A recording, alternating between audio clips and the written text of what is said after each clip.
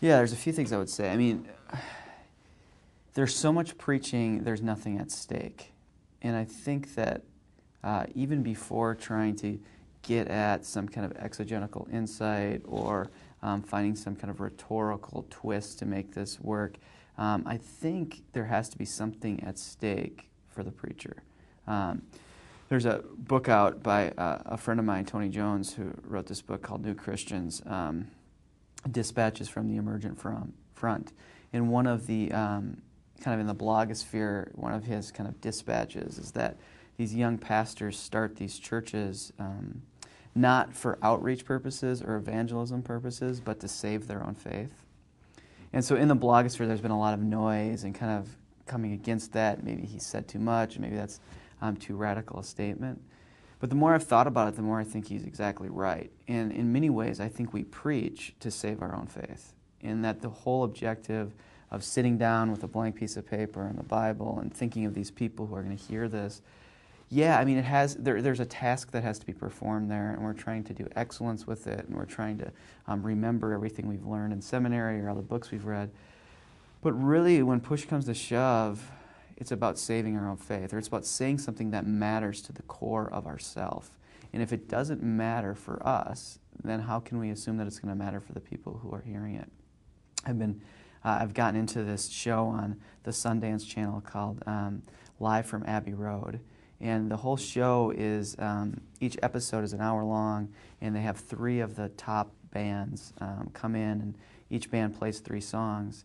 And in between the songs, these artists talk about their music and what they've written and what they think they're doing in their music.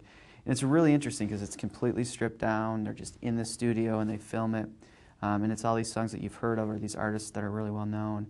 But the most fascinating thing about the show is to hear these artists talk about their music.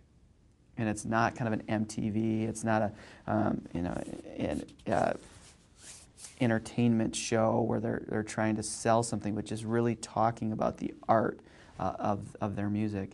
And it's fascinating to hear how much this matters to them, and that most of these artists are trying to articulate something deep about existence, about the world, about themselves, about broken love, about desire. And I think most preachers are not that interesting. And not that interesting where if you would take them back after their sermon or before and say, well, what's going on with you? Why are you preaching the text this way? What's happening? They would have none of the kind of deep feeling and none of the desire and none of the pain and none of the earnestness of these musicians who write these songs. And it's gotten me to think of how we teach or how we preach, in that it really does have to mean something at the end. There has to be something at stake. One of my favorite scenes from a movie is Walk the Line. It's the biographical movie about Johnny Cash. And one of the early scenes of the movie is when Johnny Cash goes by this kind of storefront recording studio and notices that that they'll cut albums for people. So he makes an appointment with the owner of this record company, this recording studio, and he asks him if he can cut a record. He says, well, yeah, you can for $2. And he says, well, what about these people on the wall? And he says, well, they're on my label. He says, well, how can I get on your label? So he has him come back for an audition, and Johnny Cash gets with his band, and he starts singing this gospel song. And after a few minutes, the record label gentleman stops him and says, just stop. And Johnny Cash is like, oh, what's wrong? Don't you like the way I sing it? He says, no, it's not that I don't like the way you sing it. It's that I don't believe you. He says, well, what do you mean you don't believe me? He says, I don't believe you. He says, well, what do you mean? You don't think I believe in God? He said, you're going to come in here and give us that same old Jesus loves me stuff? He says, we don't need to hear that. We need you to tell us something that's real, something that means something. He says, so you're saying I don't believe in God? He says, no. I'm saying if you had one last song to sing, and you were lying in that gutter and you were going to die, and this was the last song you had to sing, you'd give me this old Jesus up high kind of stuff? That's what you'd sing?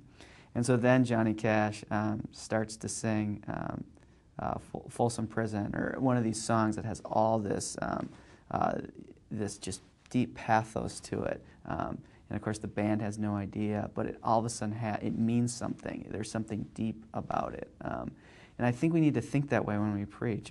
Does this matter? Does it matter to me? Is there something significant about what I'm saying, not just to the people out there, not just honoring the text, but that at the end of the day that my very humanity is expressed both in its brokenness as well as its joy through this act.